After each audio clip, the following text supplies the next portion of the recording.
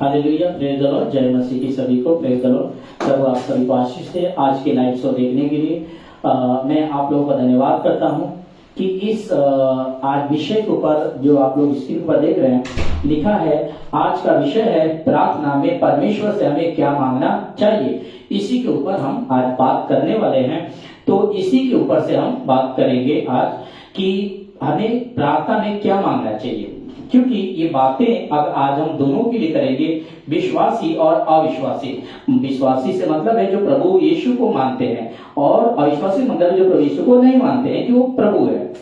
ठीक है, तो हम उसके ऊपर इस विषय को रखकर हम दोनों बातों को समझेंगे। सबसे पहले लिखा है कि प्रार्थना में हमें क्या मांगना चाहिए, क्योंकि आज कल के इस वचन के आधार पे जो मत्ती का किताब 7 और 8 वचन है, लिखा है, मांगो तो तुम्हें दिया जाएगा, ढूंढो तो तुम पाओगे, खटखटाओ तो तुम्हारे लिए खोला जाएगा। क्योंकि जो कोई मांगता है उसे मिलता है, और जो ढूंढता है वह उसे पाता है। तो जो कोई मांगता है उसे मिलता है, और जो खटखटाता है उसके लिए खोला जाता है। तो क्या मांगना चाहिए और क्या नहीं मांगना चाहिए, क्योंकि परमेश्वर की इच्छा के आधार पे, अगर परमेश्वर की इच्छा के अनुसार अगर हम कुछ मांगते हैं तो परमेश्वर हमारी प्रार्थना सुनेगा। लेकिन अगर परमेश्वर की इच्छा के अनुसार अगर हम कुछ मांग रहे हैं तो वो हमारा प्रार्थना कदापि नहीं सुनेगा। उदाहरण के तौर पे मैं आप लोगों के सामने एक बात को रखना चाहता हूं। जैसे एक छोटा बच्चा है आपका, और वो आपसे कह रहा है कि पापा मुझे चाकू दो, तो आप अपने बच्चे को फटाक से चाकू निकालकर नहीं दे देंगे। क्यों? क्योंकि आपको पता है कि वो जो बच्चा है वो चाकू को कहीं न कहीं अपना या तो नुकसान पहुंचा देगा या किसी दूसरे का नुकसान पहुंचा सकता है। तो आप इसीलिए आप उस बच्चे के हाथ में चाकू नहीं दोगे, या ऐसा कोई भी जो खतरनाक चीजें हैं जो नुकसान पहुंचा सकता है उसको आप नहीं दोगे। वजह एक ही है, क्योंकि आप उसको जानते हो। उसी तरह परमेश्वर भी है जो आपके बारे में जानता है कि आपको कब क्या देना है और कब क्या नहीं देना है। और आप अगर जबरदस्ती मांगते ही रहोगे तो फिर वो गलत हो जाएगा। ठीक है, वो गलत हो जाएगा। तो जिसमें परमेश्वर की इच्छा नहीं है वो कभी नहीं मांगना चाहिए। तो इस बात को हम कैसे जाने कि परमेश्वर की इच्छा क्या है? तो हमें क्या करना पड़ेगा? इस बाइबल, जिसको कहते हैं बाइबल, ये जो बाइबल है इसको हमें पढ़ना होगा। क्योंकि इस बाइबल में जब हम पढ़ते हैं तब हमें पता चलता है कि परमेश्वर की इच्छा क्या है, और उसकी इच्छा के अनुसार हमें प्रार्थना करना चाहिए, और उसकी इच्छा के अनुसार हमें प्रार्थना में मांगना चाहिए। तो ये जब आप पढ़ेंगे, यानी बाइबल को जब आप पढ़ेंगे तब आपको इच्छा परमेश्वर का पता चलेगा। तब जब बाइबल को पढ़ेंगे तब। अगर आप बाइबल नहीं पढ़ोगे तो आप बाइबल के नहीं पढ़ोगे तो उसकी इच्छा के बिगैर आप कुछ भी मांग बैठोगे। जैसे वचन में लिखा है, अब बहुत सारे चर्चों में ये लोग सिखाते हैं कि हमें मांगते रहना है, प्रभु से मांगते ही रहना है, क्योंकि हम उसके बच्चे हैं। ऐसा कहते हैं कि हम उसके बच्चे हैं, मांगते। क्या छोटा बच्चा जो जब तक वो छोटा है तब तो मांगता रहता है, लेकिन क्या वो बड़े होने के बाद भी अपने बाप से मांगते ही रहेगा? सोचने वाली बात है। क्या वो बच्चा बड़ा हो गया है अभी, उसके बावजूद भी वही पापा मुझे दे दो, पापा मुझे चॉकलेट दे दो, पापा मुझे दे दो, पापा मुझे दे दो, ऐसा मांगते ही रहेगा? कदापि नहीं। क्यों? क्योंकि वो बच्चा जो है वो सियाना हो चुका है, वो सब बातें समझ चुका है। तो वो बच्चा को ऐसा वो नहीं मांगेगा। उसी तरह जब हम प्रभु में आते हैं तो हम बच्चे होते हैं, और हमारा जो अगुआ होता है, हमारा जो पास्टर होता है, वो भी यही सिखा देता है आपको बस क्या करना है। मत्ती 7 और 8 के हिसाब से आपको मांगते ही रहना है प्रभु से। और वचन का भी बराबर सपोर्ट लेते हैं लोग। वचन को भी अभी हम आपके सामने जब रखेंगे तो हम आपको दिखाएंगे कि वो वचन को भी रखते हैं। आप जब वीडियो देख रहे हैं तो आपके सामने भी वो रखा जाता होगा, और आपके सामने भी आपका पास्टर यही सिखाते हुए, देखो यहाँ पर उसने ये मांगा, मांगते रहा तब उसको मिल गया, तो तुमको भी मांगते रहना है। कॉपी पेस्ट करने की जरूरत नहीं है दोस्तों। आप जब प्रभु यीशु में आते हैं आपको किसी का भी कॉपी पेस्ट नहीं करना है। बाइबल को हमें पढ़ना है किस तरह से, एक उदाहरण के तौर पे। जैसे कोई पुराना नियम हम पढ़ते हैं या कोई घटना को हम पढ़ते हैं, तो घटना क्या है उसको जब पढ़ते हैं तो अपने ऊपर लागू करना है कि हमें ऐसा काम नहीं करना है ताकि हमें परमेश्वर का दंड हमारे ऊपर आए। उन लोगों के समय में क्या है, कोई प्रकार का बाइबल नहीं हुआ करता था। जो पुराने जो भी घटना घटी है, तो उस समय में किसी के पास में बाइबल, पूरी बाइबल नहीं हुआ करती थी, तो उनके सामने एकदम फ्रेश था। लेकिन हमारे सामने क्या है, पूरा नया नियम और पुराना नियम दोनों है। तो दोनों बाइबल में, पुराना नियम और नया नियम में हमारे सामने क्या है, एग्जाम्पल है। वो हम एग्जाम्पल को लेंगे और उस एग्जाम्पल को लेकर के हमें ये कॉन्टेक्स्ट में बैठाना है कि हमें क्या करना चाहिए, हमें कैसे मांगना चाहिए प्रभु से। क्योंकि वचन बहुत सारा जगह पे अभी हम आपके सामने जब रखेंगे तो आप भी कहेंगे हाँ सही बात है। तो इसलिए आप वीडियो को ज्यादा से ज्यादा शेयर करें और लाइक करें, कमेंट करें और हमारे वीडियो को शेयर करें। इससे आपको कुछ भी जो है कि मेरा कुछ फायदा होने वाला नहीं है और आपका भी कुछ नुकसान होने वाला नहीं है। बस एक ही है कि उन लोगों के पास ये वीडियो पहुंच जाएगा जो आज सच में इस वचन के आधार पे वो बस मांगते रहते होंगे। तो क्या मांगना चाहिए, क्या नहीं मांगना चाहिए, ये हमारा टॉपिक है। तो इस वचन के आधार पे लोग मांगते रहते हैं, लेकिन क्या इसमें परमेश्वर की इच्छा है? देखिए लिखा है यूहन्ना 1:5, पहला यूहन्ना 5वां अध्याय वचन 14 में देखिए लिखा है, और हमें उसके सामने, किसके? परमेश्वर के सामने जब आप प्रार्थना करते हो, परमेश्वर से प्रार्थना करते हो, तो उसके सामने क्या होता है? साहस होता है। वह यह कि यदि हम उसकी इच्छा के अनुसार कुछ मांगते हैं तो हमारी सुनता है। अब इसको हम पूरा लाइन से पढ़ेंगे। लिखा है, और हमें उसके सामने जो साहस होता है वह यह है, जो साहस होता है वह यह है कि यदि हम उसकी इच्छा के अनुसार अगर हम कुछ मांगते हैं तो हमारी सुनता है। तो जब उसकी इच्छा के अनुसार मांगते हैं तो उसकी इच्छा क्या है?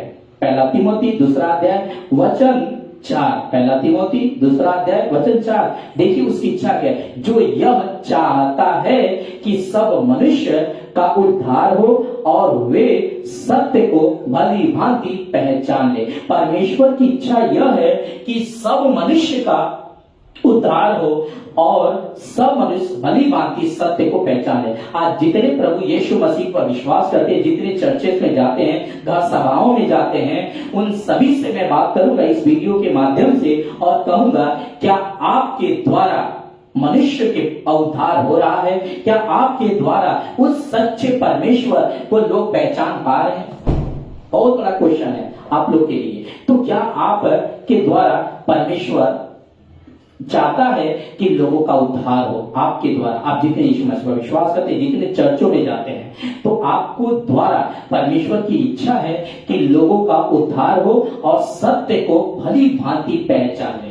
ये परमेश्वर की इच्छा है। ये परमेश्वर आप सभी लोगों से चाहता है जिनका वो उद्धार किया है, जिनका पाप क्षमा किया है, जिनको पवित्र आत्मा दे चुका है परमेश्वर, उन सभी से ये चाहता है कि वो भली भांति सत्य को पहचान सके। आगे ये देखिए लिखा है, अब मांगो तो दिया जाएगा, ढूंढो तो तुम पाओगे, खटखटाओ तो तुम्हारे लिए खोला जाएगा। क्योंकि जो कोई मांगता है उसे मिलता है और जो खटखटाता है उसके लिए खोला जाता है। ठीक है, और जो ढूंढता है वो पाता है। तो ये वचन को हम आपको समझाने के लिए, इस वचन को समझाने के लिए हमने लिखा है। अब मैं आपको समझाने के लिए कुछ वचन का उदाहरण लेता हूं। क्यों उदाहरण लेता हूं? क्योंकि और बाकी सारे चर्चों में मसीह मंथन को छोड़ करके और भी जो चर्चों में है, इस मती 7:7-8 वाले वचन को लेकर के बहुत बड़ी गड़बड़ी है। मांगते रहो, मांगते रहो, मांगते रहो। वो चाहे 25 साल का विश्वासी हो, चाहे 10 साल का विश्वासी हो, चाहे 5 साल का हो, चाहे 1 साल का हो, चाहे 1 महीने का हो, चाहे 1 दिन का हो, उसको एक ही शिक्षा दी जाती है, तो मांगते रहो प्रभु के सामने बस।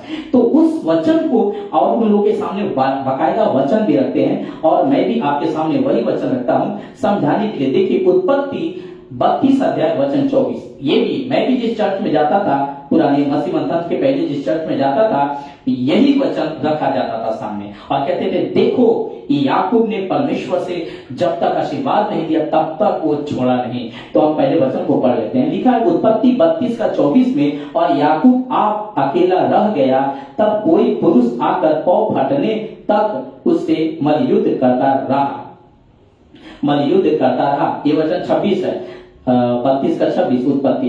तब उसने कहा मुझे जाने दे। कौन? यीशु। याद रखिए ये यीशु है, कॉन्टेक्स्ट में जब पढ़ोगे तो यीशु आएगा आपको, ठीक है। तो तब उसने कहा मुझे जाने दे, क्योंकि भोर होने वाला है। याकूब ने कहा जब तक तू मुझे आशीर्वाद न दे तब तक मैं तुझे जाने नहीं दूंगा। जब तक तू मुझे आशीर्वाद नहीं देगा तब तक मैं तुझे जाने नहीं दूंगा। वो याकूब यहां पर कह रहा है, और यही स्टेटमेंट को, यीशु वचन को आप सभी लोगों के सामने रखते हैं लोग, ठीक है। मैं ये नहीं कह रहा हूं कि गलत है, पर ये मांगना गलत है, मैं ये नहीं कह रहा, लेकिन परमेश्वर की इच्छा क्या है मैं आपको वचन दिखाऊंगा कि तब मैं पूछूंगा, क्योंकि परमेश्वर चाहता है कि आपका पाप क्षमा हुआ, आपका उद्धार हुआ, आपका नाम जीवन की किताब में लिखा गया। दूसरों को पास जाओ, उनको सुसमाचार सुनाओ, उनको मेरे बारे में बताओ, ताकि वो भी विश्वास करें, वो भी उद्धार पाए और वो भी मेरे पास आए, यानी स्वर्ग में आए, ठीक है। और एक ये वचन देखिए, यह है लूका और उसका 5 का 6। देखिए, और उसने उनसे कहा तुम में से कौन है कि उसका एक मित्र हो और वह आधी रात को उसके पास जाकर उससे कहे हे मित्र मुझे 3 रोटी दे, क्योंकि एक यात्री मित्र मेरे पास आया है और उसके आगे रखने के लिए मेरे पास कुछ नहीं है, ठीक है। एक मित्र है और एक मित्र के पास आता है और वो कहता है कि हे मित्र मुझे 3 रोटी दे, क्योंकि कुछ मित्र मेरे पास आए हैं। वो मित्र कौन है? यात्री हैं, और उनके आगे हमारे पास रखने के लिए कुछ रोटी नहीं है, तो तुम हमें दो ताकि हम उनके पास रखें। उससे जवाब क्या सुनिए, और वह भीतर से उत्तर देता कि मुझे दुख न दे, अब तो द्वार बंद है और मेरे बालक मेरे पास बिछौने पर हैं, इसलिए मैं उठकर तुझे दे नहीं सकता। मतलब वो मना कर दिया कि मैं दे नहीं सकता, मैं मेरे बच्चे बेड पे हैं, मैं सो चुका हूं, मैं मतलब एक ऐसा कॉन्सेप्ट है कि एक बार प्रार्थना करते हैं नहीं मिलता है, 2 बार प्रार्थना करते हैं नहीं मिलता है। तो ये वचन से आप ये देखिए, मैं तुमसे कहता हूं कि यदि उसका मित्र होने पर भी उसे उठकर न दे, फिर भी उसके लज्जा छोड़कर मांगने के कारण उसे जितनी आवश्यकता हो उतनी उठकर देगा। मतलब इसका मतलब ये होगा कि तुम्हारा मित्र है लेकिन तुमको मना कर दिया ना, तो तुमको शर्म आया, यानी लज्जा महसूस हुआ, यार मैं कैसे यहाँ पर मांग लिया। लेकिन वो लज्जा को छोड़ दो, और वो लज्जा को छोड़कर तुम वापस मांगते रहो, तो वो क्या होगा, वो तुमको उठ करके दे देगा। उसी तरह से इसको लेते हैं कि देखो यहाँ पर भी इसने मांगना बंद नहीं किया, इसलिए तुमने मांगते रहा तो इसको मिल गया। तो तुम भी मांगते रहोगे, मांगते रहोगे, एक दिन प्रभु आपको दे ही देगा, ऐसा इनका मानना है, ऐसा इनका कहना है। एक और वचन इसका हम लेते हैं, लूका 18 का 1 और 2 पढ़ते हैं। फिर उसने इसके विषय में कि नित्य प्रार्थना करना और साहस नहीं छोड़ना चाहिए उनसे यह दृष्टांत कहा। किसी नगर में एक न्यायी रहता था। किसी नगर में यीशु ने एक दृष्टांत कहा कि किसी नगर में एक न्यायी रहता था जो न परमेश्वर से डरता था न किसी मनुष्य का परवाह करता था। एक नगर में एक व्यक्ति रहता था, वो परमेश्वर से भी नहीं डरता था और किसी भी मनुष्य का वो परवाह नहीं करता था। और लिखा है, और किसी नगर में एक विधवा भी, उसी नगर में, जिस नगर में वो आदमी रहता था, उसी नगर में एक विधवा भी रहती थी, जो उसके पास आकर कहा करती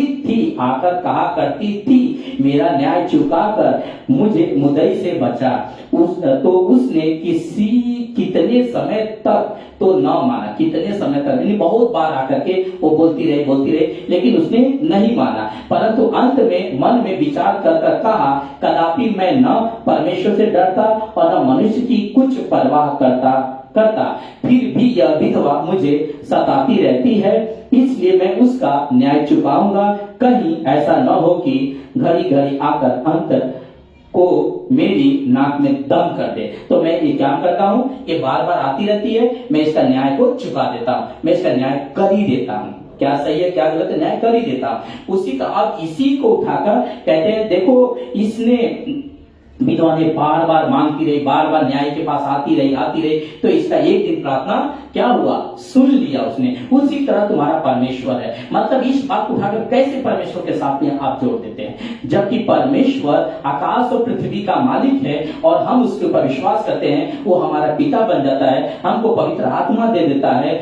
और उस दिन से वो कहता है तुम मेरे आंख की पुतली हो, मैं तेरा अच्छी अपने हथेलियों पर खोद करके रखा है। ये यशायाह 49 का 16 आप पढ़ोगे तो वहां पे मिल जाएगा ये बातें। आपको परमेश्वर इतना प्यार करता है, आपको कैसा मांगने वाला बनाएगा का मांगते रहो। अगर उसकी इच्छा है तो देगा, अगर उसकी इच्छा नहीं है वो नहीं देगा। आपको ये बस विश्वास करते रहना है ना। आपको ऐसा क्यों सिखाते हैं, मैं पास्टर से भी कहूंगा, ऐसा आप अपने विश्वासी को, अपने चर्च के लोगों को आप क्यों ऐसा शिक्षा सिखाते हैं कि मांगते रहो, बस मांगते रहो, मांगते रहो।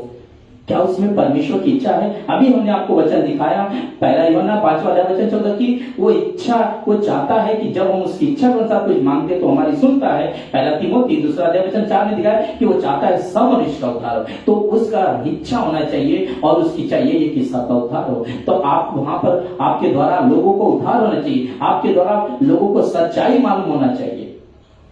इसको पढ़िए। अब एक बात हम इससे सीख सकते हैं, इन तीनों घटनाओं, तीनों जो है कि प्रार्थनाओं से, जो याकूब का हमने पढ़ा, उसके बाद मित्र का पढ़ा, उसका विधवा का पढ़ा, ये तीनों हमने पढ़ा। इससे हम, इन बातों से हम ये सीख सकते हैं कि परमेश्वर प्रार्थना का उत्तर तुरंत दे या उसके लिए समय ले, परमेश्वर की मर्जी है। सही बात है। आपका प्रार्थना का परमेश्वर तुरंत उत्तर दे या उसके लिए समय ले, ये परमेश्वर तय करेगा ना। ये परमेश्वर जानेगा हम कौन होते हैं या पास्टर कौन होते हैं। फिर वही हुआ कि हम इतना दिन से प्रार्थना करते रहे, वो सामने वाला अगर कोई आया है, नया विश्वासी है, तो 1 महीना, साल भर अगर किसी चीज के लिए प्रार्थना कर रहा है, लेकिन उसका जीवन ठीक नहीं है, प्रभु के साथ तो अगर वो ठीक नहीं है, वो प्रभु जानता है ना, हर एक मन की बातें प्रभु जानता है। तो प्रभु को अगर पता है इसको देना ठीक नहीं है, जैसे छोटे बच्चे के हाथ में चाकू देना ठीक नहीं है, तो परमेश्वर कैसे देगा? तो ये बात को ध्यान रखें। तो इस वचन से हम क्या सीख सकते हैं? लिखा है दानियल किताब 10 का 12 कि लोग बोलते हैं कि परमेश्वर प्रार्थना नहीं सुनता है ना, या टाइम लेता है ना। देखिए दानियल का भी किताब देखते हैं। लिखा है, फिर उसने मुझसे कहा, हे दानियल मत डर, क्योंकि पहले ही दिन को जब तूने समझने बूझने के लिए मन लगाया और अपने परमेश्वर के सामने अपने को दीन किया, किसके सामने दीन किया? परमेश्वर के सामने अपने आप को दीन किया, उसी दिन तेरे वचन सुने गए। मतलब तुम्हारी प्रार्थना सुने गए और मैं तेरे वचनों को, यानी तुम्हारे प्रार्थनाओं के कारण आ गया हूं। तुम्हारे प्रार्थना पहले ही दिन सुने गए। आप जब भी यीशु मसीह से आप प्रार्थना करते हो, ऐसा नहीं कि आप करवाते हो, ऐसा नहीं लिखा है। जब आप करते हो, आपको खुद विश्वासियों, आपको खुद प्रार्थना करना है। आप 1 दिन का विश्वासी हैं, आपको खुद प्रार्थना करना है। 1 साल का विश्वासी, आपको खुद प्रार्थना करना है। 5 साल के विश्वासी, आपको खुद प्रार्थना करना है। आपका जो भी प्रॉब्लम है, आप अपने पिता से प्रार्थना करें, क्योंकि वो आपका पिता है और आप उसके बच्चे हैं। यूहन्ना एक बारे में क्लियर लिखा है कि, और उसके बाद दूसरा कोरिन्थियों उसका 6 का 18 में कि मैं तुम्हारा पिता होगा, तुम मेरे बच्चे होगे। तो याद रखिए कि वो आपका पिता है और अपने पिता से बात करने के लिए आपको किसी से इजाजत लेने की जरूरत नहीं है। आप अपने परमेश्वर पिता से आप डायरेक्ट बात कर सकते हो, लेकिन उसकी इच्छा होनी चाहिए। आप अपनी इच्छा के लिए प्रार्थना करोगे, अपने फायदे के लिए प्रार्थना करोगे, परमेश्वर कभी आपका प्रार्थना नहीं सुनेगा। याद रखिए, परमेश्वर की इच्छा होगी तभी वो प्रार्थना सुनेगा। इसको सुनते हैं राजा हिजकिय्याह के बारे में। देखिए, उन दिनों में हिजकिय्याह ऐसा रोगी हुआ कि मरने पर था और आमोस के पुत्र यशायाह भविष्यवक्ता ने उसके पास जाकर कहा, यहोवा ये कहता है कि अपने घराने के विषय में जो आज्ञा देनी हो वह दे, क्योंकि तू नहीं बचेगा, मर जाएगा। मतलब ये हिजकिय्याह राजा है और ये ऐसा, इसको एक रोग लग गया है कि वो रोग के कारण क्या हो गया, जो यशायाह भविष्यवक्ता जी हैं, यशायाह भविष्यवक्ता वो जाकर कहते हैं कि तुमको जो भी करना है ना, फटाफट कर लो, क्योंकि अब तू जिंदा नहीं रहेगा, मर ही जाएगा। ये खबर सुन करके उसने किसी डॉक्टर के पास नहीं गया, किसी वैद्य के पास नहीं गया, किसी पास्टर के पास नहीं गया, किसी विश्वासी के पास नहीं गया। वो जानते हैं किसके पास गया? जिसने सबको बनाया, जिसने आकाश पृथ्वी को बनाया, उसके पास गया। लिखा है तब उसने दीवार की ओर मुंह फेर कर यहोवा से प्रार्थना करके कहा, हे यहोवा, मैं विनती करता हूं, स्मरण कर कि मैं सच्चाई और खरे मन से अपने को तेरे सम्मुख जानकर, क्या मतलब अपने को सम्मुख जानकर चलता आया हूं, और जो तुझे अच्छा लगता है वही मैं करता आया हूं। तब हिचकिया फुट कर रोया। तो यहाँ पर उसने परमेश्वर से डायरेक्ट प्रार्थना किया, और डायरेक्ट प्रार्थना किया। ऐसा नहीं लिखा है उसने यशायाह से कहा तू मेरे लिए प्रार्थना कर कि मैं जीवित रह जाऊं या मैं बच जाऊं। उसने यशायाह से नहीं कहा। ये आपके लिए एग्जाम्पल है, इसको कहते हैं एग्जाम्पल, कि आपके जीवन में जो भी समस्या है, जो भी प्रॉब्लम है, आप अपना जीवन परमेश्वर के सामने सबसे पहले क्या बनाइए? लिखा है ना, उसको स्मरण कर। परमेश्वर से कहिए प्रभु मेरे जीवन को आप स्मरण कीजिए, अपने जीवन को सच्चाई में बिताइए। लिखा है ना, मैं विनती करता हूं स्मरण कर कि मैं सच्चाई और खरे मन से। ऐसा कौन बोल सकता है? जो चल रहा है वही बोल सकता है। अगर आप सच्चाई से परमेश्वर के साथ नहीं चल रहे हो, अगर खराई से परमेश्वर के साथ नहीं चल रहे हो, अगर आप परमेश्वर का काम नहीं कर, परमेश्वर का राज्य को नहीं फैला रहे हो, तो क्या मुंह से आप कहोगे कि परमेश्वर मेरे काम को स्मरण कर? किस कारण कहोगे बताओ? तो यहाँ पर देखते हैं कि उसने कहा तुझे अच्छा लगता है वही मैं करता आया हूं। तो यहाँ पर राजा हिजकिय्याह ने वही काम किया जो परमेश्वर को अच्छा लगता था। क्या आपने कभी ये बातें सोचा? आप 10 साल के विश्वासी हो, आप 5 साल के विश्वासी हो, आप 1 साल 2 साल 3 साल पकड़ लीजिए, आपने कभी ये बात सोचा कि मैं जो कर रहा हूं, मैं जो चर्च जा रहा हूं, मैं जो घर सभा जा रहा हूं, क्या परमेश्वर मेरे इन आने से जाने से खुश हो रहा है? चर्च तो बहुत लोग जा रहे हैं, घर सभा तो बहुत हो रही है, लेकिन क्या उससे परमेश्वर की इच्छा पूरी हो रही है? क्या उससे वो परमेश्वर को भाता हुआ नजर आ रहा है? आपको सोचना है दोस्तों इस बात के लिए। अभी देखिए, तब ऐसा हुआ कि यशायाह आंगन के बीच तक जाने भी न पाया था कि यहोवा का ये वचन उसके पास पहुंचा। किसके? यशायाह के पास पहुंचा। लौटकर परमेश्वर यीशु मसीह हिजकिय्याह से कहते लौट कर मेरी प्रजा के प्रधान हिजकिय्याह से कह कि तेरे मूल पुरुष दाऊद का परमेश्वर यहोवा ये कहता है कि मैंने तेरी प्रार्थना सुनी है, मैंने तेरी प्रार्थना सुनी। इसीलिए हम कहते हैं दोस्तों, आप खुद प्रार्थना करो। आप किसी पास्टर के पीछे मत भागो कि मेरे लिए प्रार्थना कर दो, किसी विश्वासी से मत बोलो कि मेरे लिए प्रार्थना कर दो, मेरे जीवन में ये प्रॉब्लम है, मेरे जीवन में ये समस्या है, मेरे लिए प्रार्थना कर दो।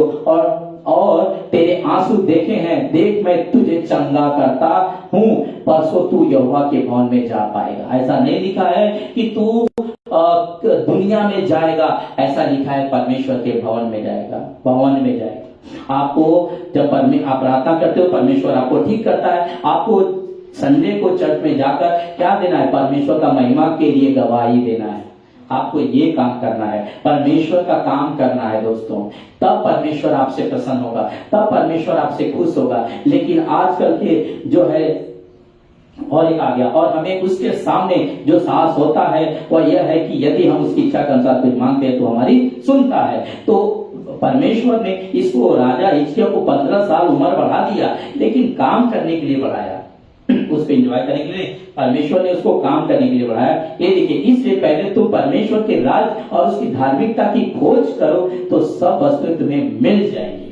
तो ये है बातें कि अगर आप पहले परमेश्वर के राज्य के लिए खोज कर रहे हो तो परमेश्वर आपको सब कुछ देगा। ये देखिए, ये आपके लिए वचन है, मत्ती 6:8 है, इसलिए तुम उनके समान न बनो। किसके समान? अविश्वासियों के समान मत बनो। देखिए, जब अविश्वासी प्रार्थना करते हैं तो ऐसे प्रार्थना करते हैं, वो ऐसे ही प्रार्थना करते हैं कि मेरा परिवार अच्छा रहे, मेरा नौकरी अच्छा रहे, मेरा हेल्थ अच्छा रहे, मेरा बिजनेस अच्छा रहे, मेरा घर के लोग अच्छे रहें। वो ऐसे प्रार्थना करते हैं, इसको कहते हैं स्वार्थी टाइप का प्रार्थना। तो ये स्वार्थी टाइप का प्रार्थना है, इसको वो लोग ऐसे प्रार्थना करते हैं। तो परमेश्वर कहता है तुम उनके समान न बनो, क्योंकि तुम्हारा पिता तुम्हारे मांगने से पहले ही जानता है कि तुम्हारी क्या क्या आवश्यकताएं हैं। तो आपका पिता परमेश्वर है, आपका पिता प्रभु यीशु मसीह है, तो आपके बारे में वो जानता है कि आपको कब क्या चाहिए, और वो समय पे ही देगा, समय के पहले नहीं देगा। आप अच्छे से जानते हैं कि परमेश्वर के लिए हर एक काम का एक समय होता है। सभोपदेशक की किताब में पढ़ेंगे तो वहां पर भी हर चीज का समय लिखा गया है। जन्म होने का भी समय, मरण का भी समय, हंसने का समय, बोलने का समय, तीसरा अध्याय में आपको मिलेगा। ये सब चीज का समय लिखा गया है, हर चीज का समय, खेलने का समय, चुप रहने का समय, पत्थर फेंकने का समय, बटोरने का समय, हर चीज का समय वहां पर लिखा गया है। तो आपको ये बातें ध्यान में रखना है कि आपका पिता जानता है कि आपको क्या क्या चीज की आवश्यकता है। लेकिन अगर आप उन लोगों के जैसा अगर मांग रहे हो, लिखा है ना, उनके समान न बनो। उनके समान मतलब जो स्वार्थी टाइप का प्रार्थना करते हैं। अगर आप अभी सच्चाई को, ज्योति को पहन करके अगर उनके ही समान आप अगर प्रार्थना कर रहे हो, तो आपके प्रार्थना में और उनकी प्रार्थना में फर्क कहां आ रहा है? आपको परमेश्वर ने क्यों चुना है? अलग करने के लिए। दूसरा कुरिन्थियों उसका 6:14 में यही लिखा है ना कि विश्वासी और अविश्वासी से कोई नाता नहीं है।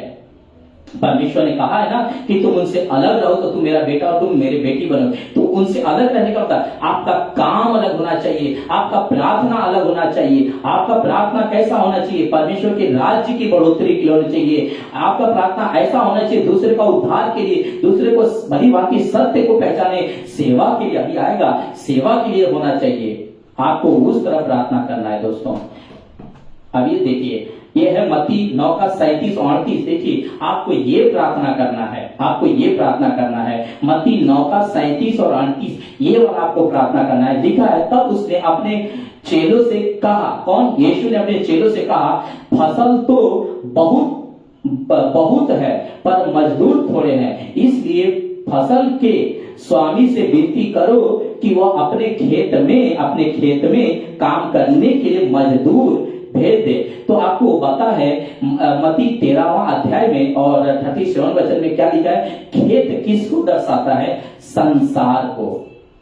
ठीक है, इस संसार को खेत दर्शाता है और काम करने के लिए मजदूर भेज दे। तो ये काम कौन करेगा? ये पास्टर हो गए, विश्वासी हो गए, जो मतलब प्रीच करते हैं, जो सिखाते हैं, वो काम करने के लिए मजदूर, ताकि वो परमेश्वर की बातें उनको सिखा सके, परमेश्वर का मार्गदर्शन उनको बना सके, ताकि वो अपने बुरे मार्ग से फिरकर और सच्चा पश्चाताप कर करके परमेश्वर के राज्य में वो जा सके, उनका उद्धार हो सके, वो पाप से मन फिरा सके। मैं इस बात को रख करके मैं कुछ बात बोलना चाहूंगा कि बाहर के जो लोग हैं वो धर्म परिवर्तन कहते धर्म परिवर्तन का नाम देते हैं, लेकिन उनके पास इसको छोड़कर दूसरा कोई उनके पास नहीं है। जबकि परमेश्वर जिंदगी बदलता है और अनंत काल का जीवन देता है। परमेश्वर किसी का धर्म नहीं बदलता है, कोई प्रकार का धर्म बनाया नहीं, कोई प्रकार का धर्म बदलता भी नहीं है। तो ये हम अपने विषय को बढ़ाते हैं। तब लिखा उसने अपने चेलों से कहा, फसल तो बहुत है पर मजदूर थोड़े हैं, इसलिए फसल के स्वामी से विनती करो, यानी प्रार्थना करो कि वह अपने खेत में काम करने के लिए मजदूर भेजे। आपको ये प्रार्थना करना है, प्रभु ऐसे खरी शिक्षा के लोगों को तू तैयार कर परमेश्वर, जो तेरे राज्य का जो है कि वो काम करने वाले, तेरे धर्म के भूखे और प्यासे हो परमेश्वर। ऐसा आपको प्रार्थना करना है। आपको प्रार्थना में ऐसा प्रार्थना करना चाहिए कि आपका जो है, अब ये देखिए लिखा है, जो ये चाहता है कि सब मनुष्य का उद्धार हो और उस सत्य को भली भांति पहचान सके। ये हमारा लास्ट था। तो आपको ये प्रार्थना करना है कि परमेश्वर सब मनुष्य का उद्धार करे। इस वचन से लिखा है, तब उसने अपने चेलों से कहा, फसल तो बहुत है पर मजदूर थोड़े हैं, इसलिए अपने फसल के स्वामी से विनती करो कि अपने खेत में काम करने के लिए मजदूर भेज दे। तो आपको ये प्रार्थना करना है कि प्रभु ऐसे खरी शिक्षा के लोगों को तैयार कर जो तुम्हारा राज्य के लिए काम से। स्वार्थ टाइप का प्रार्थना मतलब ऐसी प्रार्थना, ये देखिए ये उनके समान प्रार्थना अगर आप करो, इसलिए तुम उनके समान न बनो, क्योंकि तुम्हारा पिता तुम्हारे मांगने से पहले ही जानता है कि तुम्हारी क्या क्या आवश्यकता है। अगर आप उनके जैसा प्रार्थना करते हो तो आपको परमेश्वर आपका प्रार्थना तो आप कितना भी कर लोगे नहीं सुनेगा। लिखा इसलिए पहले तुम परमेश्वर के राज्य और उसकी धार्मिकता की खोज करो तो ये सब वस्तु तुम्हें मिल जाएगी। आपको परमेश्वर के राज्य के लिए प्रार्थना करना है कि प्रभु हम आपका राज्य बढ़ा सके, प्रभु हम आपके लोगों को तक सच्चाई को हम पहुंचा सके, तब उसकी इच्छा होती है। और लिखा है यूहन्ना 1:5-14 में, यूहन्ना 5:14 में कि इसमें उसकी इच्छा है, ये उसकी इच्छा के अनुसार है, और जब उसकी इच्छा हम प्रार्थना करते तो हमारी सुनता है। तो दोस्तों हम आशा करते हैं कि आप इस वीडियो से बहुत कुछ बातें को सीख पाए होंगे। परमेश्वर आपको बहुत आशीष करे और इस वीडियो को खूब शेयर कीजिए और इस वीडियो को अपने तक मत रखिए, दूसरों तक जरूर पहुंचाइए और कमेंट करा करिए, कमेंट करिए, लाइक करिए, शेयर करिए वीडियो को, ताकि हम परमेश्वर के ऐसे ही हम ये एक ऐसा प्लेटफॉर्म है जो हम काम कर सकते हैं, ऐसे ही हम काम करते हुए प्रभु के राज्य में आगे बढ़ते हम चले। ठीक है, हम ठंडे न पड़े, क्योंकि वचन में यही लिखा है ना, इफिसियों किताब 4 अध्याय और वचन 30 में यही लिखा है कि पवित्र आत्मा को शौकित ना करो जो छुटकारे के दिन के लिए तुम्हें दान दी गई है। तो परमेश्वर ने हमें पवित्र आत्मा दिया है तो हमें शांत नहीं रहना है। ठीक है, आपने बुझाना नहीं है, हमें परमेश्वर के लिए और काम करते रहना है। ओके दोस्तों, जय मसीह की सभी को, प्रभु आप लोगों को बहुत आशीष करे। Bye, God bless you.